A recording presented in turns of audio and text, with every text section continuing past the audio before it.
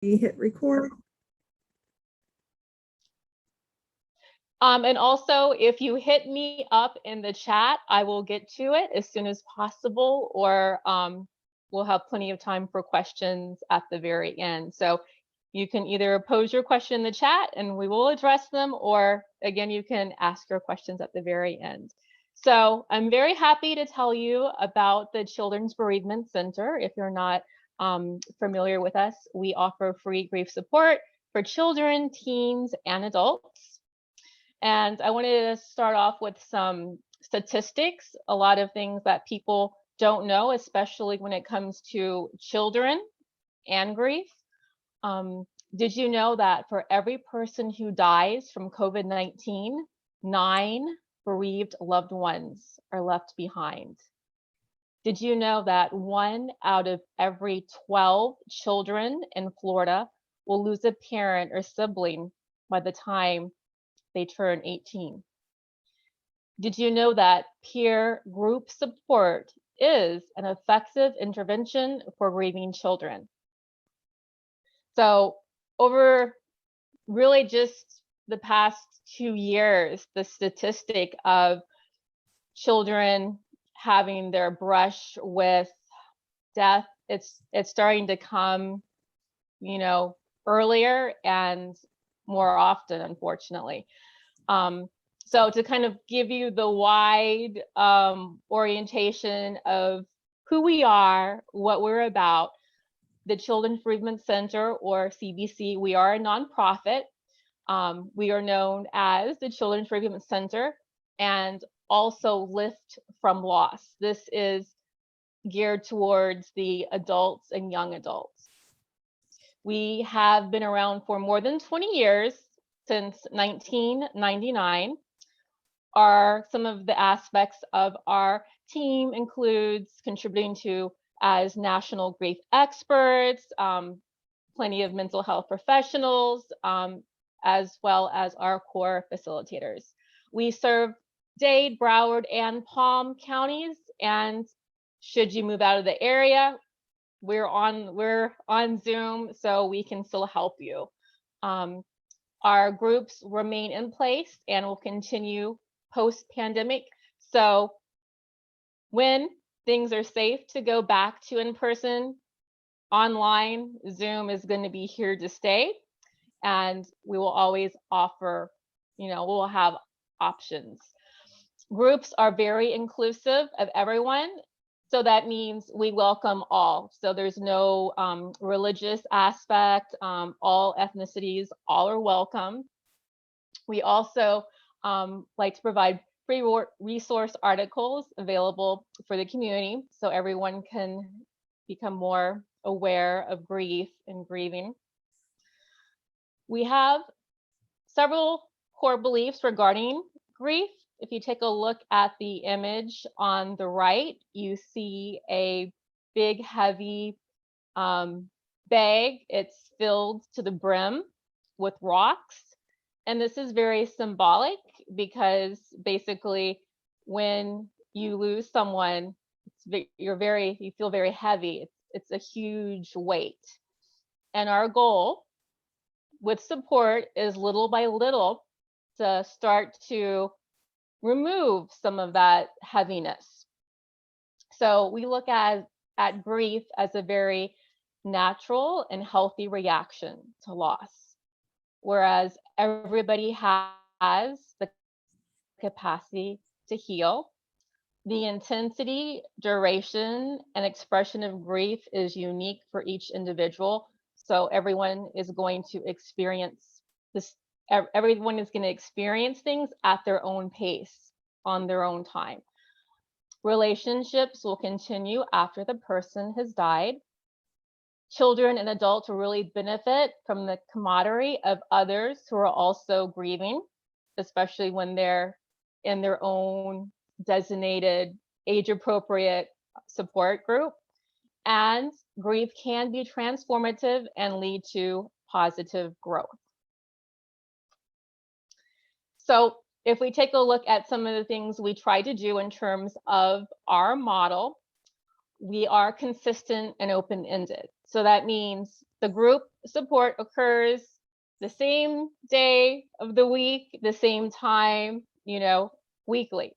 Basically, we run on the school calendar, which means if students have a holiday, we recognize that and there's not going to be group that particular week. We also don't have a set curriculum. Everything is very organic and going with the flow of the needs of the group for that particular night.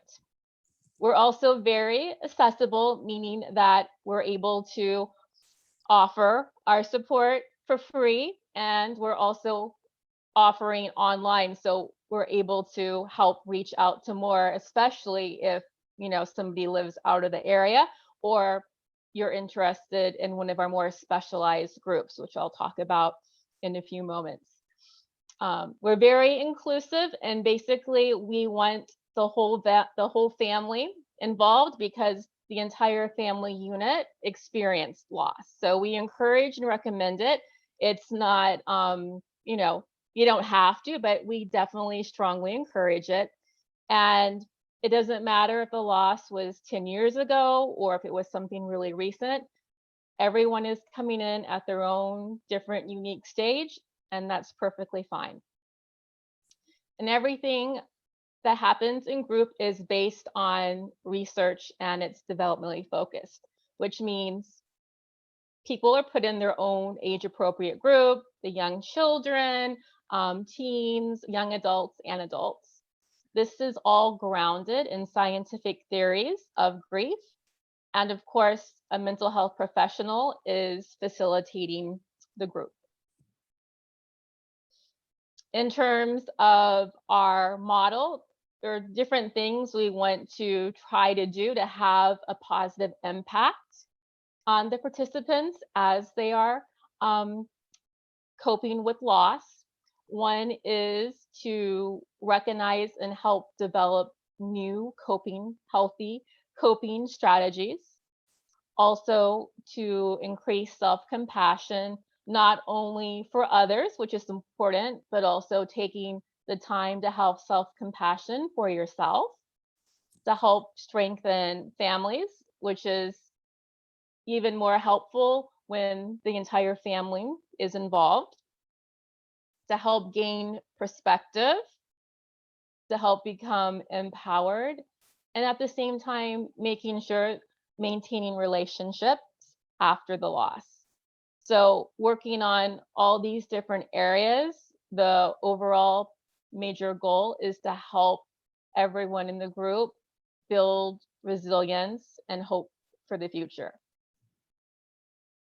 So as you can see here, we have one of the younger groups for children, and they're doing age-appropriate activities. You can see they were able to do some drawing and use crayons and be colorful and all of that. Okay, so in terms of our different kind of branches in terms of the support group. So we know if you look at the images on the right, we know that we have groups for children, groups for teens, adults. These groups are either English or Spanish, so we're able to offer both. So if you prefer Spanish, that is definitely available for the adults. We also have another specialized group. It's for perinatal and infant loss. So basically that's open to mothers, fathers, or couples that have experienced infant loss, which is basically a miscarriage or loss at infant, so less than 1. And then our newest group that we have correlates to the Surfside condo collapse tragedy. We have a specialized group that's strictly for the survivors, so the relatives and the survivors of that collapse. So it could be anyone involved in that particular tragedy. So breaking this down a little bit further, children 4+ and up are eligible for group. Younger than that, It's not yet recommended, but we constantly are doing research. We used to be 5. We found that 4+ is actually a good time to start. So this is open to anyone who's lost a loved one. So that can be illness, accident, suicide, or homicide. We have an orientation every week, and there's no waiting list. Participants will decide how long they wish to participate, and they can leave and come back at any time. We do strongly encourage, at least initially, 3 or 4 times before you decide, I don't think I want to participate in group. Just to see how things would change week by week. We would suggest at least 3 times. Music and art activities are some options that might be part of the activities during the group. We also have candle lighting ceremonies. Again, Spanish is available. And it's important to mention that groups are therapeutic, but it's not therapy in terms of there's not going to be any one-on-one or any note-taking during the group meeting, because it's a group. So giving a little bit more information, group schedule, it's going to be on Zoom Mondays, Tuesdays, or Wednesdays. For the younger children, their group meets earlier, so 5:30 to 6:30 on Zoom. And for everybody else, it's 7 to 8:30. So hour and a half is how long the group meets. Now, we have rules. So basically, no one's just getting thrown into a group. So all group members are required to attend an orientation. So that's going to be discussed with the individual after they, get a call from one of our team members, ask some questions to see what day is going to work best and all that kind of stuff. So you'll have an orientation, so you're going to know what to expect. All the people who attend are going to be participants. No guests are allowed at groups. One, nobody wants to feel like they're being observed. We want everybody to feel comfortable. There's no recordings. There's no notes, nothing like that. There's no record that you are a participant.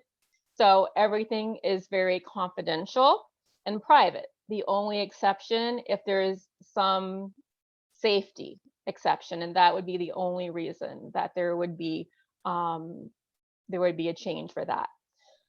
Attendance and timeliness is encouraged greatly. So we always recommend, if you know you're going to leave early or you're going to arrive late, something like that, to avoid having massive disruptions, you can reach out to the facilitator and let them know what's going on. Like, expect that, I'm going to be about 15 minutes late or something like that, just to help minimize any sort of disruptions. And very important, we have something called the I-PASS rule. So basically what this means, we want to really make sure everyone feels comfortable in group. This means that you do not have to share. You're not going to be called on if you don't feel like talking about anything and just being quiet. That's perfectly fine. And especially in the groups with children, sometimes they might find that group is something very relaxing to them, and they might just not want to participate in terms of actually talking. Again, we are based here in South Florida. However, we can help nationwide. So if you know someone that needs or could benefit from group support after a loss, you can put them in touch with one of us, and we would be happy to help them get involved. And one of our participants has said, although the loss and the impact on our lives are different, the grief and the recovery process were remarkably the same. So, we offer now free group support. We also offer grief training. So this is something that is very specialized that we're able to offer. We can be contracted to do customized education and consultation services. And typically that's geared towards other healthcare professionals who work at schools, hospitals, community agencies, first responders, those type of folks. We also offer referral services and comprehensive materials on grief to professionals as well as the public. We also offer about 10,000 plus professionals get trained every year. We usually have over 150 volunteers. And some of the training topics we have, we've talked about include grief symptoms, grief at different developmental stages, self-care, all these different sorts of things. And the reason why they do this, because we keep in touch with the participants who are willing to be in touch with us even after they left group. So we're able to ask some follow-up questions. And this all goes towards our research that can be shared at different national grief conferences. And there's yet another way you can get involved, and that would be by volunteering. And that's also, we can break that down a little bit more for you. So for high school students, especially who might need volunteer or community service hours, with our events, we always can use volunteers. So one of the things we have coming up in November is Steps for Healing. It's a 5K run walk, and it's going to be at the zoo. So weather, hopefully it's going to be, great on that particular day. And we have another event, Rocking on the Green, coming up in 2022. So that's one way people can get involved with CBC other than joining a support group. We also are constantly looking for qualified mental health professionals that can help facilitate a group. And if someone is interested in doing that, Julissa can be emailed or contacted to get more information about that. And then lastly, to keep in touch with us to know what we have going. We often do lunch and learns, other events, other activities. If you sign up for our newsletter via email, we will keep you up to date with all the different things that we have planned. And we often get questions, how do I join a group? You have options here as well. You can call us. You can send an email to support@Child Bereavement, or you can go online basically, and you can just look under a group, and you can start filling out information to be contacted by one of our intake specialists. So after you do that and you get contacted, you will attend an orientation, and then you're in. You will start with your very first group. So we get a lot of questions about how to join. So you don't need a referral. So you are your own referral. You want to join, you're interested, you just join. You do not need a referral from anyone. If you do have a child and you think this would be beneficial for your child, of course, yes, we need a parent to help get the child registered or involved. But other than that, no referrals. You can self-enroll whenever you feel ready. And again, we are on social media. We're on all the different platforms practically. So you can also follow us to see what's, what we have going on, and also our website where you can get more information about us there as well. And with saying that, I am ready to get your questions. And I see I have a chat. Oh, good. Okay. Delisa shared your contact information in the Oh, chat. awesome. Yes. Yes. All right. Does anybody have any questions? I know I'm going to start it off. Karen, I wish I had known about you guys last spring when Oh, I lost one of my students unexpectedly. And it hit me harder than I thought it would. And even today, his mom is one of my coworkers. She was wearing the shirt that I had given her son. And I don't think she realized she was wearing the shirt I had given her son. wow. And it hit me again today. So yeah, that's that's how grief works, and we also like to remind everyone that apart from our groups being free, there's no requirement of how long ago the loss has been. We have some participants that join our group that have experienced a loss 3, 5, 10 years ago, and they're just joining our group now to process it, because that's how grief, it just stays with you. It's not something that necessarily goes away. It just, by joining the group, by getting the support that you need, it helps you relieve some of those negative emotions, and hopefully live with that loss a little bit more, make it a little bit easier. I'm sorry to hear about the loss for your student. I know so I guess that was my question, really. I mean, it's not my child, but I feel like it was. Yeah, no. So it Oh. doesn't have to be how, like, it doesn't matter how long it has been, but also as long as you experience a loss, it was a significant person for you, and it has impacted you. So it's okay to join our group. Sometimes we do get calls for individuals asking to join our group if they've experienced the loss of a pet, or if the person that they love has is sort of in the process, they're in a hospice, or in the process of passing, and they just, even the person themselves calls just to prepare the family, and wanting to get our resources. So in those circumstances, it's a little bit different. We all of our participants have actively experienced the loss of a person. So that's the only requirement. It doesn't have to be someone that is a relative. It doesn't have to be, a mother, father. If it's a student, if it's a friend, it's okay to join.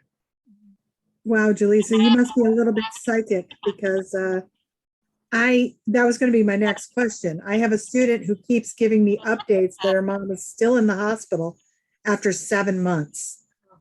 So I don't think it's a good thing. She doesn't really want to talk about it much, but she keeps telling me, Mom's still in the hospital. Mom's still in the hospital. So that's, sort of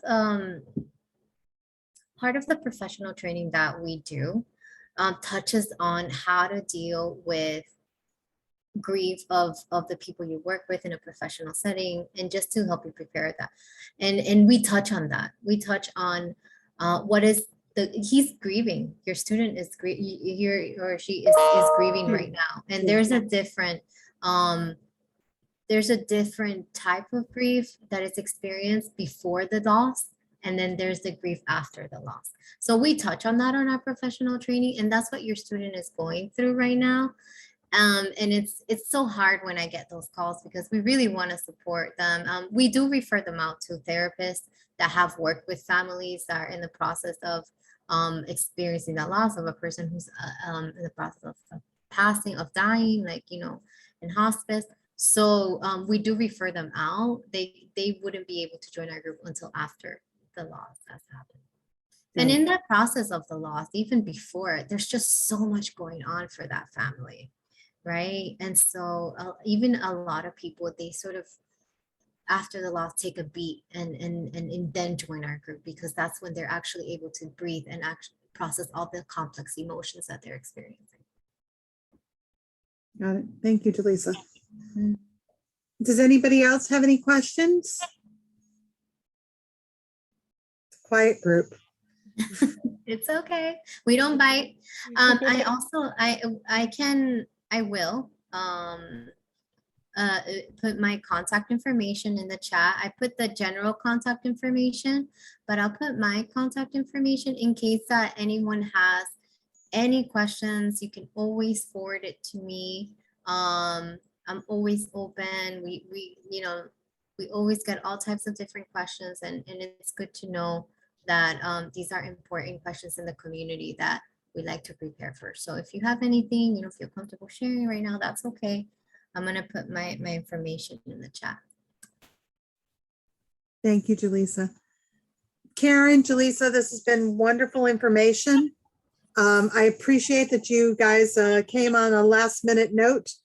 I know that the reason that I had this moved up in timeline will be well served. We will get this information out to the to those who experienced a recent loss. Yes, thank you, Sandra. Thank you for having us all here today. And You're welcome. please, again, don't hesitate to reach out. I know Karen just put her information in the chat as well. And we love to hear from all you. Well, we're going to have a short Topic Tuesday today, but I wanted to give you guys a heads up for what's up in store for next week. Next week, we will be hosting Dr. Lisa Gwynn from UHealth. She is also the president of the Florida chapter of the American Academy of Pediatrics, and she will be joining us to talk about a related subject, which is children and COVID. So you heard the statistic from Karen. We've got what, 1 in 12 are going to experience a loss of a parent. COVID is, I think, increasing that number slightly, unfortunately. So next week, we are going to hear from Dr. Lisa Gwynn. Thank you, everyone, for joining us this evening. And we hope that you have a wonderful rest of the evening. Isabel, do you